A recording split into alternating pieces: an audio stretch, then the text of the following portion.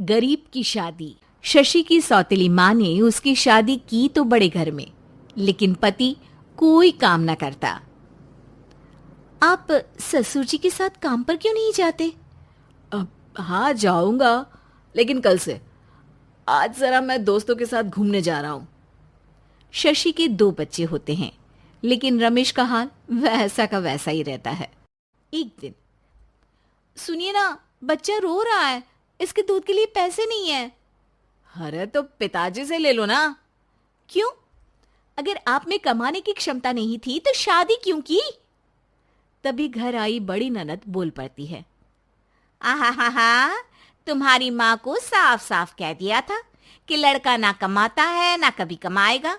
हम चार चार बहनें हैं इसका ख्याल रखने के लिए, और पिताजी का इतना सारा पैसा, तुम्हें किस चीज की कमी रखी है? लेकिन थोड़े ही सालों में तकदीर बदल जाती है। शशि का ससुराल गरीब हो जाता है। सब बिकने के बाद शशि अपने पति, बच्चे और सास के साथ किराए के मकान में आ जाती है। मैं कोई नौकरी करना चाहती हूँ दीदी।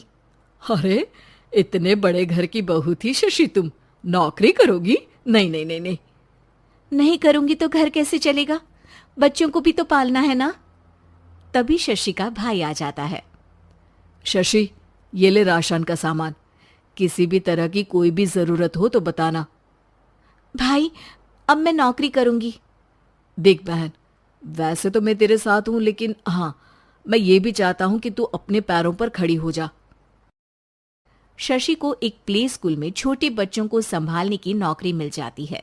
एक दिन, शशि, मेरे स्कूल को अब तुम संभाल लो। मैं कुछ दिनों के लिए अपने बेटे के पास जा रही हूं। लेकिन प्ले स्कूल अकेले मैंने कभी नहीं संभाला है। अब ये सब मैं नहीं जानती। इतने महीनों में तूने जो देखा, बस पूरे आत्मविश्वास के साथ उसे करना। शशि नीलम के जाने के बाद पूरे 1 महीने उसका स्कूल अकेले संभालती है, और फिर एक दिन आता है जब वो अपना खुद का स्कूल भी खोल लेती है। वाह शशि, तुमने आज मेरा सर गर्व से ऊंचा कर दिया। तुम्हारा यही आत्मविश्वास तुम्हें बहुत आगे ले जाएगा। नीलम, बहुत आगे जाने की चाह नहीं है, बस ये छोटा सा स्कूल मेरे बच्चों की अच्छी शिक्षा में मेरी मदद करे, यही मैं चाहती हूँ। शशि थोड़े थोड़े पैसों से ही अपना परिवार पाल रही थी।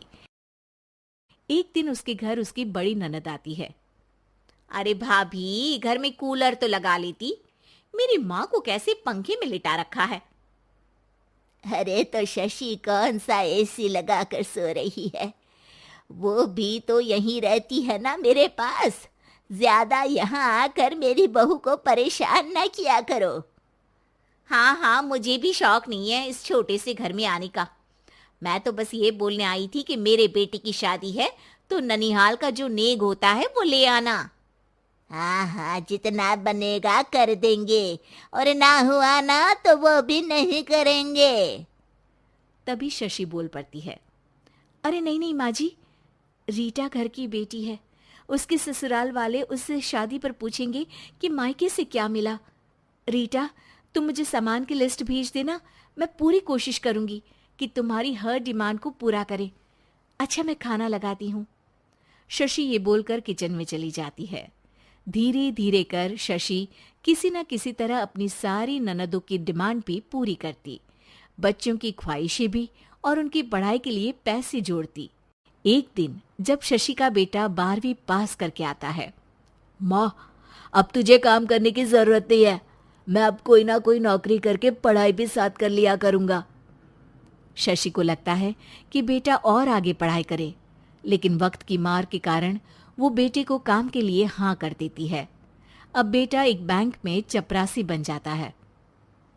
लड़का देखने में तो बड़ा अच्छा है, अंग्रेजी भी पटर पटर बोलता है, फिर चपरासी क्यों? लड़का सारी बात मैनेजर को बता देता है। अच्छा, तो मैं तुझे एक मौका देता हूँ। तू यहाँ रहकर दूसरे डिपार्टमेंट का भी काम सीख। अगर तू किसी एक का भी काम अच्छे से सीख गया तो मैं तुझे यहाँ टेबल चेयर में बैठने वाली नौकरी दे दूंगा। लेकिन एक दिन शशि की ननद उसे फोन करती है। अरे भाभी, देखो मायका तो मेरा तुम लोगों से ही है। मैंने आपके बेटे और मेरे भतीजे प्रदीप के लिए यहाँ एक नौकरी देखी है, पूरे 5,000 मिलेंगे। वैसे करता ही क्या है, चपरासी ही तो है ना। कोई बात नहीं रीटा, मैं उसे इस शहर के बाहर नहीं भेजना चाहती हूँ।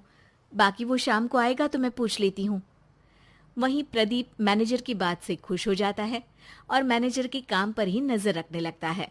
वो उनकी तरह के पेपर पढ़ता, काम करता और आने वाले लोगों की बातें सुनता। एक दिन बैंक में ऑडिट वाले आते हैं। ये गलत है, पूरी बैलेंस शीट नहीं मिल रही है, कहीं ना कहीं गड़बड़ है। ए मैनेजर, क्या करते हो? बैंक के पैसों का हिसाब सही नहीं है। मैनेजर के पसीने छूट जाते हैं। तभी प्रदीप वहां जाता है। अब क्या मैं ये बैलेंस शीट देख सकता हूँ? अरे बेटा मजाक नहीं, जाओ पानी लेकर आओ एक गिलास। प्रदीप मैनेजर को पानी लाकर देता है और फिर ऑडिटर से कहता है, देखिए सर, मैं आपको बता सकता हूँ कि कैसे बैलेंस शीट को आप लोग गलत तरीके से जोड़ रहे हैं। ऐसा बोलकर प्रदीप एक एक कर सारे डाउट क्लियर कर देता है। अरे हाँ, ये तो पॉइंट हमने देखे ही नहीं थे। गुड, कौन है ये बच्चा? तभी मैनेजर बोल पड़ता है, अब हमारे यहाँ अकाउंट में नया आया है। ऑडिटर के जाने के बाद, वाह प्रदीप, आज तो तुमने मेरी नौकरी बचा ली। और आपने भी तो मेरी नई नौकरी लगा दी, अकाउंटेंट की। बस फिर क्या था, प्रदीप ने एक बार जो सफलता की सीढ़ी चढ़ी, बस चढ़ता ही चला जाता है। फिर एक दिन शशि की ननद, अरे भाभी कैसी हो? घर को तो बड़ा ही सुंदर चमका रखा है। अरे बेटी, कैसे आना हुआ? तू तो इस छोटे से घर में आना भी नहीं चाहती थी। कोई खास काम है क्या? अब हाँ, वो माँ, मेरा जो मजला बेटा है ना, वो अकाउंट से पढ़ाई कर रहा है, तो प्रदीप से बोलकर उसकी भी कहीं अच्छी नौकरी लगा दो ना। सास और शशि समझ जाते हैं कि कैसे पैसे आते ही लोगों के बात करने के तरीके से लेकर रिश्ते निभाने तक में बदलाव आ जाता है।